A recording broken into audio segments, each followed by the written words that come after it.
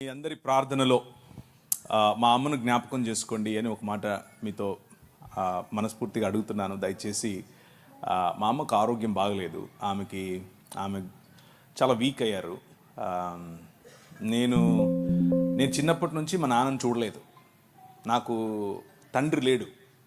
మా అమ్మే నన్ను పెంచింది. ఆమె నాకు తల్లి, ఆమె తండ్రి. సో నేను 11వ తారీఖు రావాలి అమెరికా నుండి. కానీ మా అమ్మకు బాగలేదని తెలిసి నేను 5వ తారీఖే వచ్చేసాను. 4వ తారీఖు బయలుదేరి 4వ తారీఖే వచ్చేసాను. సో మా ఇంటికి ఉన్న పెద్ద దిక్కు ఆమె మాత్రమే. ఆమె బాగా ఇప్పుడు వీక్గా ఉంది. సో ఆమె కోసం మీరు ప్రార్థన చేస్తే మీ ప్రార్థనలను బట్టి ప్రభు నా పట్ల కొంచెం ఫేవర్ చూపిస్తాడు అని అనుకుంటున్నాను. ఇంకో విషయం ఏంటంటే, ఇప్పుడు చెప్తుంటే గుర్తొస్తుంది నాకు, జేమ్స్ గారు అప్పుడెప్పుడు ఫోన్ చేశారు అని. నాకు అది గుర్తు కూడా లేదు. అయితే నేను ఎవరైనా పిలిస్తే రానంత పెద్దోడేం కాదు, అస్సలు కాదు.